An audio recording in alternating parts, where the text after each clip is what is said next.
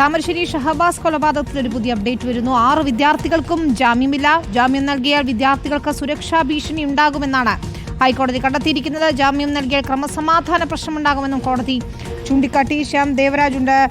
ശ്യാം, എന്താണ് വിശദാംശങ്ങൾ?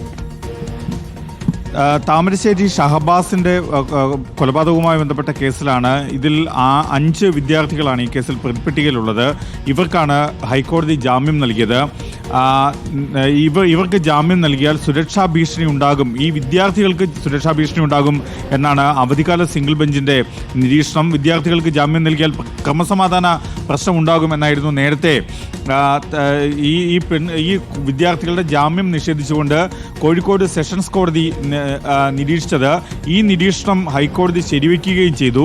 ജാമ്യം നൽകിയാൽ കുട്ടികൾക്ക് പൊതുസമൂഹത്തിൽ നിന്ന് ശാരീരികവും മാനസികവുമായ ആക്രമണം ഉണ്ടാകാനുള്ള സാധ്യതയുണ്ട് എന്ന കാര്യവും കൂടി ഹൈക്കോടതി നിരീക്ഷിക്കുകയും ചെയ്തു.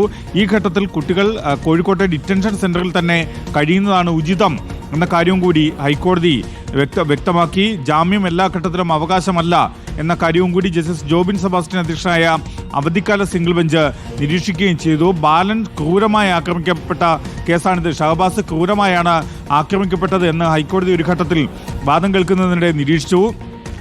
വിദ്യാർത്ഥികൾ എന്തിനാണ് മാരകമായ ആയുധം ഉപയോഗിച്ചതെന്നും ഹൈക്കോടതി പ്രതിഭാഗത്തോട് വാദത്തിനിടെ ചോദിച്ചിരുന്നു. വിദ്യാർത്ഥികൾ കാണിച്ച ക്രൂരതയ്ക്ക് മാതാപിതാക്കളും ഉത്തരവാദികളാണ് എന്ന കാര്യവും കൂടി ഹൈക്കോടതി നിരീക്ഷിക്കുകയും ചെയ്തു. എന്തായാലും ഈ കേസിൽ താമരശ്ശേരി പോലീസ് രജിസ്റ്റർ ചെയ്ത കേസിൽ 6 വിദ്യാർത്ഥികൾക്കും ജാമ്യമില്ല. ശരി, ശ്യാം ദേവരാജാണ് വിവരങ്ങൾ നൽകിയത്.